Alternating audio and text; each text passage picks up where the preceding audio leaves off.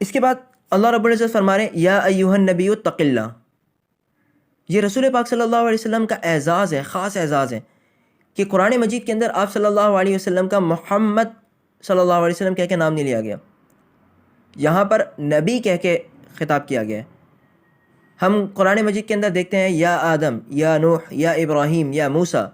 اس طریقے سے اللہ رب العزت نے انبیاء کو، کئی انبیاء کو نام لے کر یا آدم یا موسیٰ کہہ کر مخاطب کیا، لیکن یا محمد کہہ کے مخاطب نہیں کیا.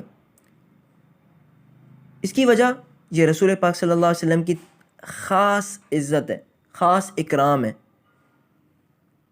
اور یہی چیز ہے جو رسول پاک صلی اللہ علیہ وسلم کو باقی انبیاء سے خاص کرتی ہے، الگ کرتی ہے. ایک سوال ذہن میں آتا ہے کہ رسول پاک صلی اللہ علیہ وسلم تو معصوم ہیں، گناہ تو آپ صلی اللہ علیہ وسلم سے ہو ہی نہیں سکتا، تو پھر یہ عہد شکنی کا جو اللہ رب العزت کہہ رہے ہیں کہ وعدہ توڑنے والی بات ہو سکتی ہے، اس وجہ سے یا ایھا النبی اتق اللہ کہہ رہے ہیں کہ اللہ سے ڈریں، تو ایسا کیا ہو گیا کہ اللہ رب العزت کی ذات تو نبی پاک صلی اللہ علیہ وسلم سے عہد شکنی کا تو لوگوں کے دماغ میں خیال آ ہی نہیں سکتا، تو پھر آپ صلی اللہ علیہ وسلم کو اللہ رب العزت کی ذات یا ایھا النبی اتق اللہ کہہ کے کیوں مخاطب کر رہی ہے؟ تو مفسرین اس کے بارے میں لکھتے ہیں کہ حقیقتاً یہ جو خطاب ہے پوری امت سے ہے، لیکن بظاہر طور پر آپ صلی اللہ علیہ وسلم کو مخاطب کر کے کہا گیا ہے. پھر اس کی اہمیت اور بھی بڑھ جاتی ہے. کیسے؟ کہ وہ ذات جس سے گناہ کا احتمال ہی نہ ہو، گناہ ہونا ممکن ہی نہ ہو، پاسبل ہی نہ ہو، ایسی ذات کو جب اللہ رب العزت مخاطب کر کے کہہ رہے ہیں کہ یہ آپ نے یہ کام نہیں کرنا، تو باقی لوگوں کے لیے کتنا ضروری ہوگا. اس کو آپ ایسے ہی سمجھیں، ماں باپ کی ایک اولاد ہے، ایک بیٹا ہے جو بہت ہی فرما بردار ہے، جھوٹ کبھی نہیں بولتا، اور باقی دوسرا بیٹا کبھی کبھی جھوٹ بول دیتا ہے. تو والدہ کہتی ہیں اپنے بڑے بیٹے سے کہ بیٹا تمہیں پتہ ہے نا اس معاملے میں یہ کام نہیں کرنا، جھوٹ نہیں بولنا. تو پتہ ہے بڑا بیٹا جھوٹ بولتا ہی نہیں ہے، تو وہ بتانا مقصد ہوتا ہے چھوٹے بیٹے کو کہ بیٹا جھوٹ بولنا بری بات ہے.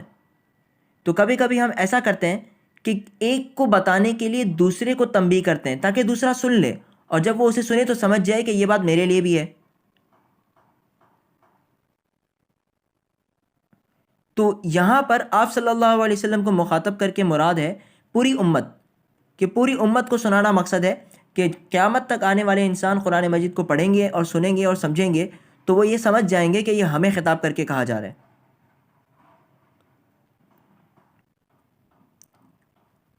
اسی آیت کے اندر اللہ تعالیٰ ان اللہ کان علیما حکیما فرما رہے ہیں. اس حکم کی حکمت کو بیان کیا گیا کہ جو اللہ رب العزت نے حکم دیا ہے کہ اللہ سے ڈرنا، کفار و منافقین کی بات کو نہ ماننا، اس میں کیا ہے؟ اللہ رب العزت کی حکمت ہے. کیوں؟ کیونکہ وہی جانتا ہے عبادت کی اصل مصلحت کیا ہے.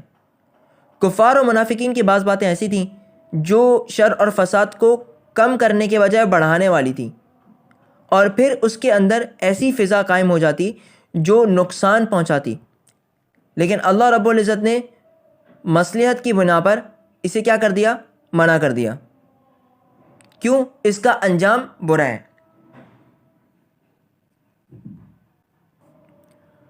وَتَوَكَّلْ عَلَى اللَّهِ وَكَفَى بِاللَّهِ وَكِيلًا، یہ بھی اسی حکم کو مکمل کر رہی ہے یہ آیت کہ اللہ رب العزت نے جو آپ کو احکامات دیے ہیں صرف اسی پر عمل کریں، کفار و منافقین کی طرف سے جو باتیں آ رہی ہیں ان پر کان نہ دھریں، ان کو نہ سنیں.